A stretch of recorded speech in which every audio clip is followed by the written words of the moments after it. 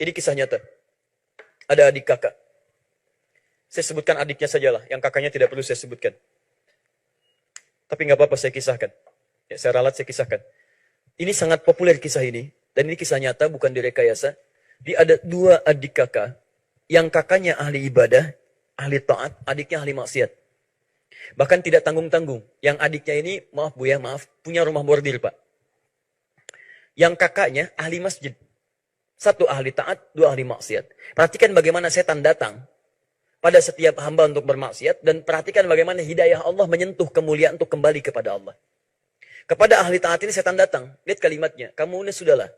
Ibadah sudah banyak, ke surganya sudah cukup, bekalnya sudah lebih bahkan.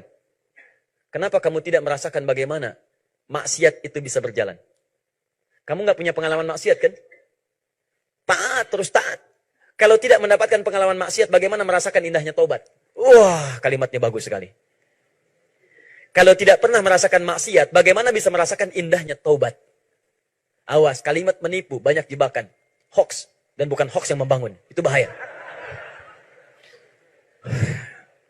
Perhatikan baik-baik. Maka masuk kalimat itu, dia berpikir benar juga ya. Saya itu ingin merasakan, bukankah ketika taubat cinta Allah datang? Apa yang paling cepat karena dia nggak pernah kenal maksiat? Dia nggak kenal maksiat, maka ditunjukkan oleh setan, adik bukan ahli maksiat. Maka datanglah ke tempat adikmu sekali-kali, datang kunjungi dia, kerjakan maksiat, setelah itu engkau taubat. Bukankah engkau dekat dengan Allah? Bukankah orang yang dekat dengan Allah cepat mendekat kepadanya? Cepat diterima amalannya? Maka dia datanglah kemudian ke tempat adiknya. Saat yang bersamaan hidayah Allah menyentuh adiknya. Sampai kapan mau maksiat seperti ini? Apa kamu tidak malu nanti di akhirat dipertemukan, berpisah dengan kakakmu? Datang hidayah, hidayah, hidayah. Satu sisi setan datang ke sini, sisi yang lain hidayah datang pada kebaikan. Perhatikan. Sampai kapan akan begini? Apa engkau tidak malu? Ya, dalam hidup dunia akhirat berhadapan dengan kakakmu yang baik, yang lain yang baik. Masya Allah, apa yang terjadi? Singkatnya, yang ini tersentuh jiwanya, dia memutuskan untuk mendatangi kakaknya di masjid. Yang ini datang ke rumah bordir, yang ini datang ke rumah Allah. Apa yang terjadi? Cuma qadar Allah tidak bertemu di persimpangan jalan pada jalan yang sama. Yang satu lewat jalan yang A, yang satu lewat jalan yang B. Ini pembelahan jalan, ini misalnya tempat yang masjid, ini rumah maksiat. Yang satu lewat sini, yang satu lewat sini. Ketika datang ke masjid, dia tidak menemukan kakaknya. Sedang di luar, tidak tahu dia kemana. Begitu masuk ke masjid, dia menangis melihat rumah Allah. Dia berwudu, bersimbah di situ, dia tangisi dirinya. Taubat dia di situ kepada Allah Subhanahu wa taala. Lalu apa yang terjadi? Dalam posisi dia sujud. Dia bangkit. Dia memohon ampunan pada Allah. Rabbighfirli, Rabbighfirli, Rabbighfirli. Minta ampun mengingat dosanya. Dia sujud lagi. Kakaknya saat yang bersamaan datang ke tempat ini. Karena dikenal sebagai kakak dari adik yang tadi. Diketahui kemudian. Maka disambut dia dan sebagainya. Mereka keheranan. Dia mencari adik. Singkatnya dilayani di situ. Begitu bermaksiat pada saat itu. Dalam sujud yang kedua adiknya. Ini sedang bermaksiat, terjadilah gempa bumi. Saat gempa itulah masjid hancur, ini hancur. Bangunan atasnya. Ini meninggal tertimpa bangunan masjid yang adiknya tadi. Dalam keadaan sujud. Rabbighfirli, sujud, gempa, hancur, meninggal dalam keadaan sujud. Yang kakaknya meninggal dalam keadaan maksiat. Saya sampaikan kepada Anda, kita ini suatu saat akan pulang. Kita pasti wafat. Anda tidak bisa memilih kapan Anda wafat. Tapi Anda bisa berikhtiar menjadi orang baik saat wafat. Bukankah Anda ingin husnul khatimah? Jika Anda ingin husnul khatimah, maka bayangkan setiap mengerjakan maksiat, rasakan saat itu Anda akan meninggal. Demi Allah saya katakan Anda akan terjaga dari maksiat. Antum yang ditawari pekerjaan buruk di kantor antum, rasakan ketika mengerjakan Anda akan meninggal pada saat itu. Apa faedahnya Anda ikut ta'lim, ikut salat baik dan sebagainya, Anda meninggal dalam keadaan maksiat.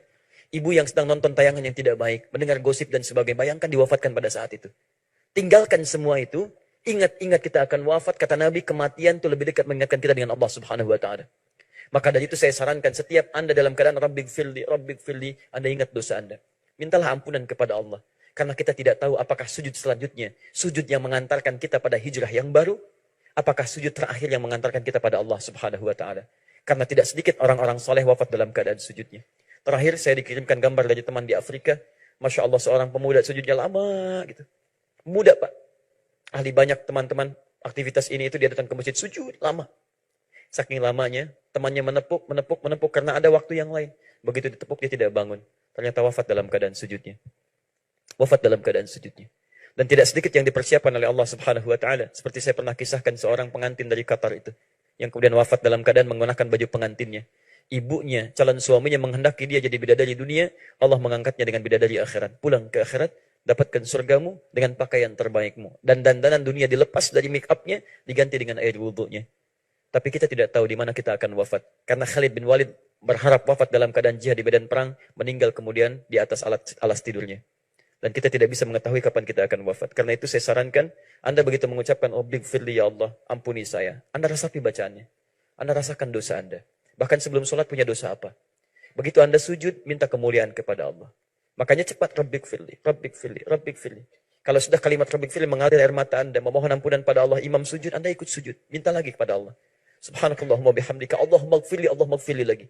Ya Allah, minta ampunan, ya Allah, minta ampunan. Dan ingat baik-baik ya, kalau ampunan sudah diberikan, maka dunia akan ikut. Perhatikan Quran surah Nuh itu. Ya, ketika Allah mengatakan kalimat ampunan, Quran surah Nuh ayat yang ke-10, 11, 12 sampai 13-nya. Perhatikan lisan Nabi Nuh ketika mengajak umatnya istighfar. Faqultu astaghfiru rabbakum innahu kana ghaffara. Saya katakan pada kalian, hai umatku, cepat banyak istighfar, banyak istighfar, banyak istighfar. Allah itu pasti kalau kita mau bertobat akan mengampuni dosa kita. Tidak ada sejarahnya orang mau tobat tidak diampuni, tidak ada sejarahnya.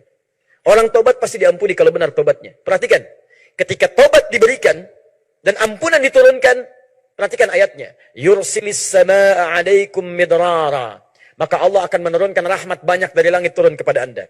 Wa yumdidkum bi amwalin wa banin. Wa yumdidkum bi amwalin. Harta Anda akan dilipat gandakan, panjangkan, panjangkan, panjangkan. Keturunan Anda akan diperbaiki oleh Allah Subhanahu wa taala. Enggak percaya silahkan, Anda jadi ayah ibu yang baik, anak Anda akan dijadikan baik. Jadi kalau anak tidak baik, cek dulu bapak ibunya. Mungkin bukan karena anaknya yang kurang baik, kurang sopan pada Anda, kalimat tidak bagus, bukan. Pertanyaan saya, Anda ngajarin apa pada anak Anda? Anda memberikan apa? Mungkin Anda kurang perhatian. Anda ikhwan terlampau sibuk, ibunya terlampau banyak mengerjakan hal yang tidak penting, tidak pernah diberi perhatian, sekolahnya tidak ditempatkan tempat yang baik. Jadi kalau anak kurang baik, jangan disalahkan dulu, antum istighfar dulu. Karena mungkin sumber keburukan itu dari antum duluan. Makanya faqultu astaghfiru rabbakum innahu kana ghaffara. Yursilis samaa 'alaikum midrara wa yumdidkum bi amwalin wa banina. Kalau Anda mau istighfar, mendekat kepada Allah, bukankah Allah yang punya harta? Allah yang punya materi, Allah yang punya kesehatan, Allah yang punya ketenangan. Saya berikan, kata Allah. Kamu mau keturunan, kamu mau harta melimpah, kamu mau kenyamanan, saya berikan. Itu kaidah. Anda tidak akan kehilangan dunia dengan istighfar. Anda tidak akan kehilangan dunia dengan hijrah. Makanya ketika seseorang hijrah mau memutuskan dia kembali kepada Allah, turunlah Quran surah keempat ayat 100 itu. Paling kiri sebelah bawah. Lihat, wa may yuti'illaha wa rasulah. Maaf, wa may yuhajir fi sabilillah. Saya ralat, wa may yuhajir fi sabilillah yajid fil ardi muraghaban katsira wa wasa'a. Wa may yuhajir, dan siapapun yang sekarang mau berhijrah kembali kepada Allah. Fi sabilillah, mengikuti hukum Allah. Yajid fil ardi muraghaman katsira wa wasa'a. Saya berikan anugerah saat di dunia, hidupnya saya tenangkan dia. Jadi pertama kali yang Allah berikan ketenangan dalam jiwa.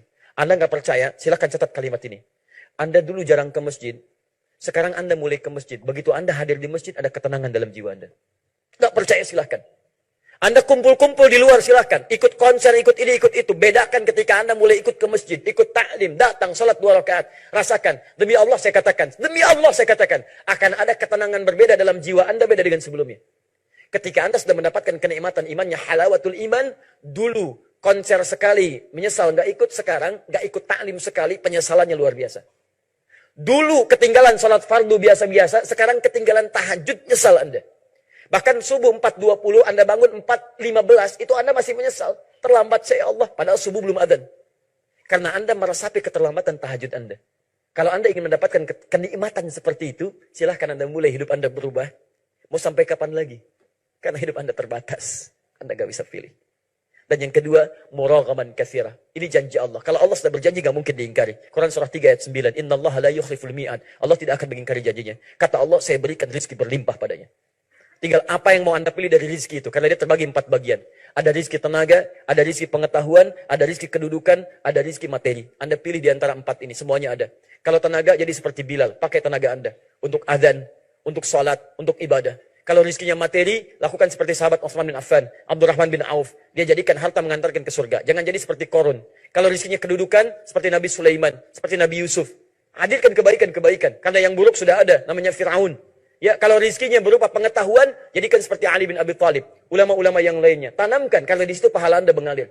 Kalau Anda ingin gabungkan keempat-empatnya, jadilah seperti tuntunan Nabi Muhammad SAW. Karena beliau menggabungkan keempatnya. Tenaga beliau keluarkan, jihad baris terdepannya. Amalan beliau sampaikan, jadi pengajar yang luar biasa. Mohon maaf, hartanya beliau sedekahkan. Dan dengan kedudukannya membawa kepada surga bagi umatnya. Bahkan dalam keadaan demikian beliau masih katakan, saya tunggu umatku.